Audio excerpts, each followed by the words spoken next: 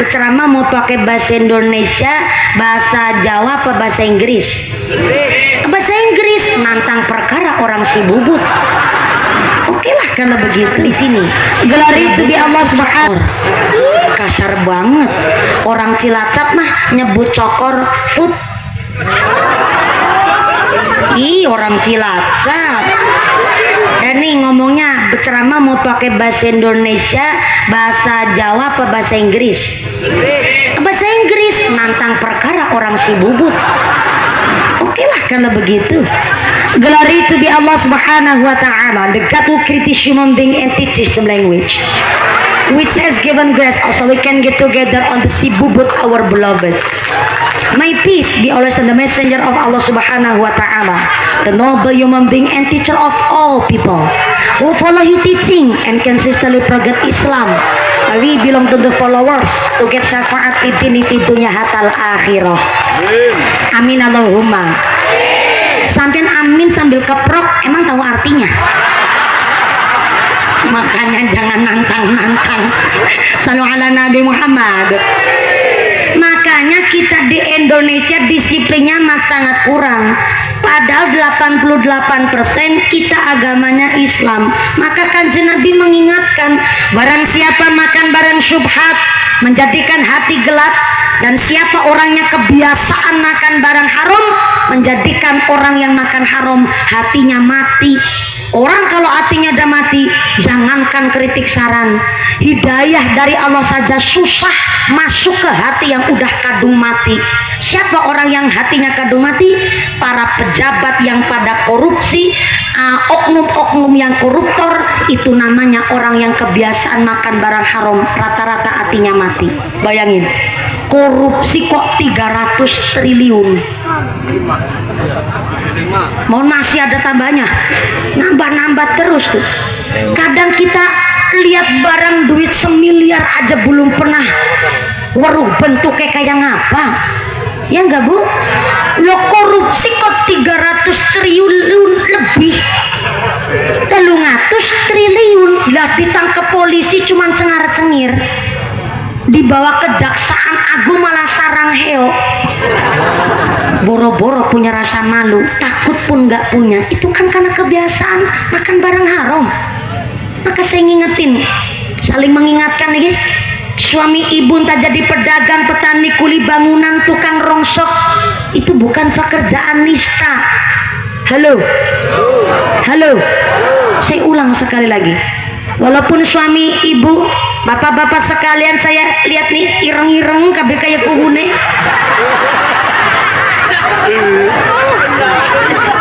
Anda seorang petani, Anda seorang pedagang, Anda kuli bangunan sampai tukang rongsok, itu bukan pekerjaan nista. Justru yang disebut nista, mereka tikus-tikus kantor berdasi tapi makan duit rakyat, itu baru yang disebut nista yang sesungguhnya. Sampai keprok rasanya kayak kampanye saya ini. Jujur baik Bu, kalau Kanjeng Nabi berpolitik karena beliau paham ilmunya. Ada seorang kiai kok berpolitik, mungkin beliau juga paham ilmunya. Tapi jujur, saya nggak pernah minat, dan ketika bolak-balik ditawarin masalah jabatan, jujur saya angkat tangan. Pikir saya begini, saya bocah kencur, bocah kemarin sore, midak belek lancung bela gepeng. Saya pikir juga seorang pemimpin itu nggak hanya vokal pintar ngomong, tapi pemimpin itu harus tahu ilmu cara mimpin, tata negara, dan lain sebagainya masalah kepemimpinan. Betul Pak Bu? Nggak percaya tanya sama Pak Tentara, Pak Babin Kamtipmas. Jujur baik, kemarin sekitar 1 bulan yang lalu sebelum penetapan calon gubernur di Jawa Tengah termasuk Jawa Barat, saya itu didatengin oleh partai, salah satu partai terbesar di Jawa Tengah, sing ana sungune, datang ke rumah saya. Tapi datangnya itu di Temanggung, ke rumah moro sepuh saya, mertua saya. Ketika datang ke mertua saya lagi nggak di rumah karena pas lagi ngisi pengajian, mertua saya juga lagi ngisi pengajian. Nih cilik-cilik ireng tonggos begini mantu kiai sombong amat. mantu kiai aja bangga banget.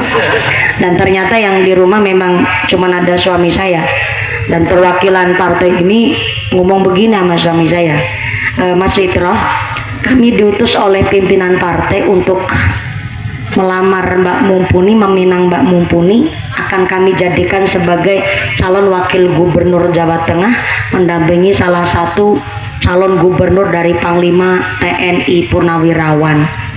Sedikit saja kami tergiur masalah harta, aduh saya udah nyalon wakil gubernur kemarin. Tapi pikir saya begini, saya udah ngomong sama suami saya pas awal nikah, saya nikah kemarin April, umur saya pas nikah 28 tahun 28 tahun, ya Allah, hampir jadi perawan mepet saya kemarin. Udah mepet banget soalnya, hampir 30 udah mepet banget tuh Bu. Saya memang bilang sama suami saya, ayang embet ya karena kita aneh, bujo-bujone kita aneh, sing protes mesti ki pengantin lawas, pengantin bodol, bodolan pengantin. Denger begitu aja geli. Mas, saya milih sampean jadi suami saya karena jenengan santri, saya juga santri. Kita sama-sama santrinya, mari kita saling mengingatkan. Kita harus jadi rem, kita harus benar-benar saling mengingatkan. Kalau musim politik Mas, dari zaman dulu tuh tawaran jabatan begitu menggiurkan. Gak cuman DPR RI, gak cuman kelas nyalon bupati, sampai nyalon wakil gubernur pun pasti banyak yang ngajak saya supaya ikut terjun ke politik. Maka sampean harus bisa jadi remnya saya. Saya nggak mau terjun ke politik begini Pak Ku, soalnya guru saya titip pesan, nggak usah cari yang banyak, walaupun sedikit, yang penting ngalir. Itu titipan guru saya.